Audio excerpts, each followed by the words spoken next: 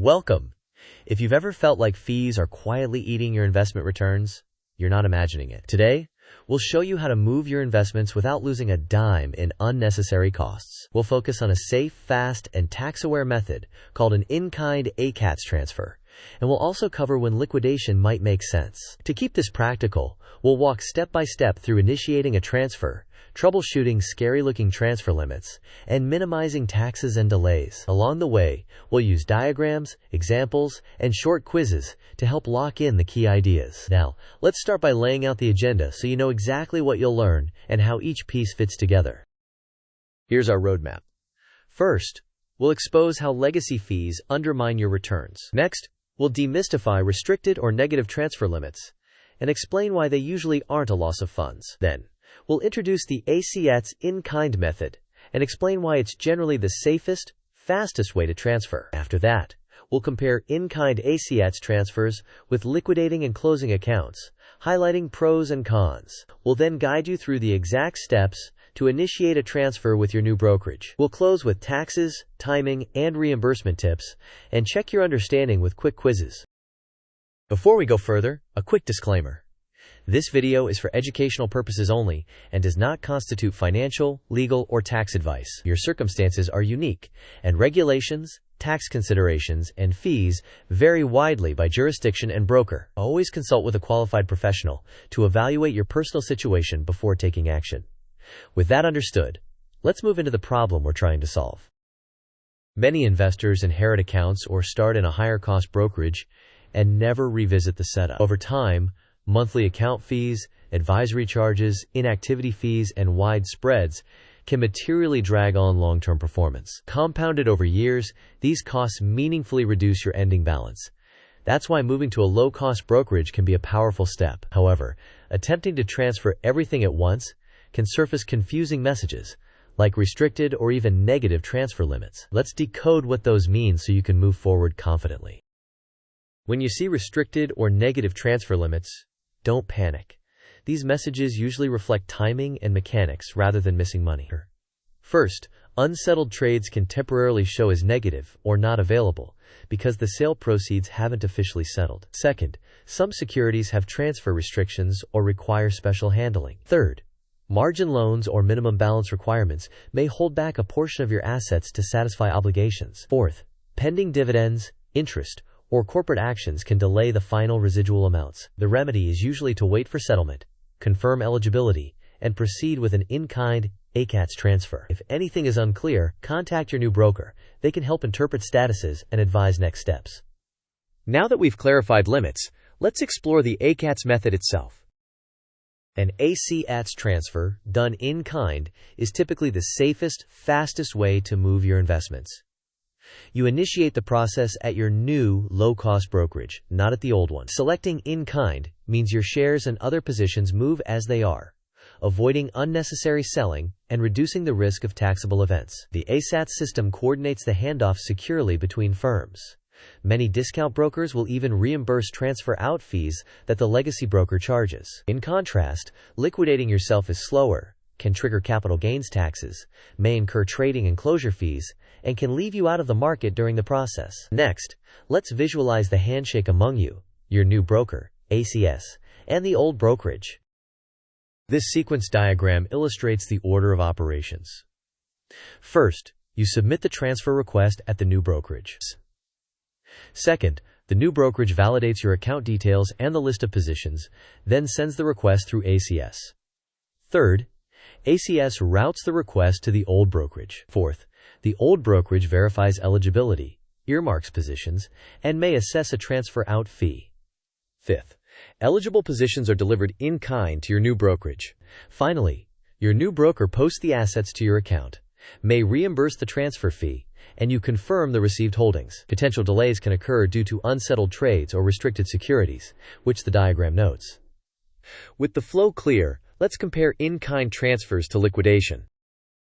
In-kind ACS transfers move your existing positions, which minimizes taxable events since you're not selling assets. This approach typically keeps you invested, reducing market timing risk. It tends to be faster, and the receiving broker often reimburses transfer out fees. It's ideal when you want to preserve your portfolio structure. In contrast, liquidation involves selling everything to cash, which can trigger capital gains taxes depending on your cost basis and holding periods. It may also be slower and expose you to the risk of being out of the market.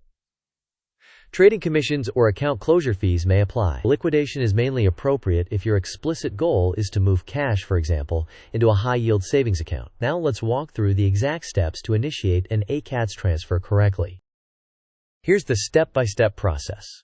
First, open your new low-cost brokerage account and complete identity verification. Second, gather your old account details, including the account number, registration type, and a recent statement. Third, in the new broker's transfer tool, choose the option to transfer from another brokerage using ACATS. Fourth, select an in-kind transfer for eligible positions and indicate which holdings to move. Fifth, review any margin balances, options, contracts, or restricted securities, and follow any special handling instructions. Sixth, submit the request and monitor status updates in your new broker's dashboard. Seventh, once assets arrive, verify share counts and cost basis. If anything is off, contact your new broker immediately. With the mechanics handled, let's address taxes, timing, and fee reimbursements. A key advantage of in-kind transfers is avoiding sales, which reduces the likelihood of realizing capital gains and incurring taxes. By contrast, liquidating can trigger short-term or long-term capital gains taxes, and state taxes may also apply. Regarding timing, many standard equity and ETF transfers settle within a few business days, but options, mutual funds, or restricted holdings can extend timelines. Also, many discount brokers will reimburse transfer out fees. It's worth asking or checking their promotions. After the transfer, confirm that cost basis and holding periods are correctly imported, since these details can affect your future tax reporting. Next, let's map the life cycle of your account as it moves from legacy to fully onboarded at the new broker. This state diagram represents your account's life cycle through the transfer. You begin in the legacy state at the original brokerage. When you initiate ACATS, you move to transfer initiated. After the outbound request is validated, you enter pending. Once assets are matched, the process moves to in transit. When positions are delivered to the new broker, the state becomes settled.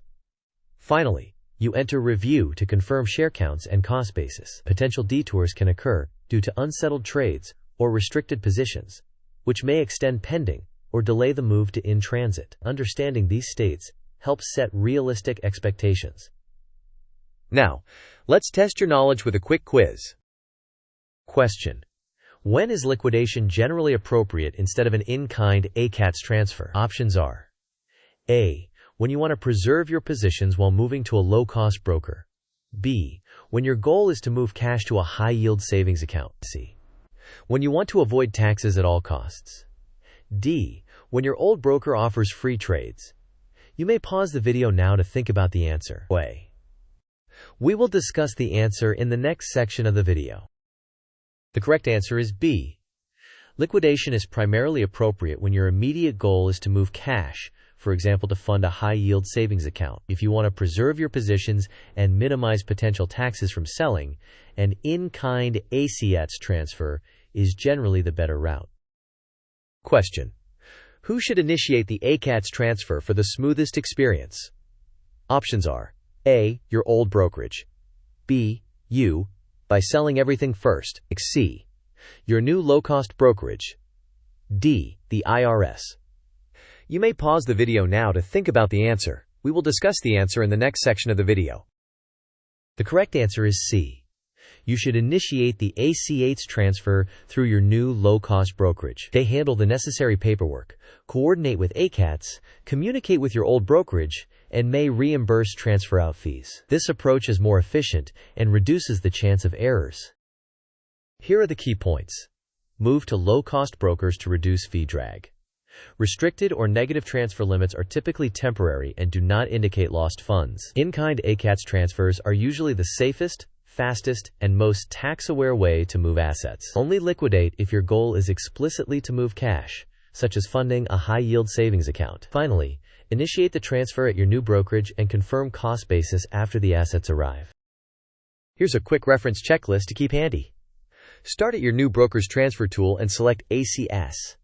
Choose an in-kind transfer to move positions without selling. Be aware of potential holds due to unsettled trades, margin balances, or restricted securities. After the transfer, confirm that your shares, lot level cost basis, and holding periods are accurate. As a final tip, ask the new broker about transfer out fee reimbursements before submitting your request. With these notes in hand, let's wrap up with a short summary.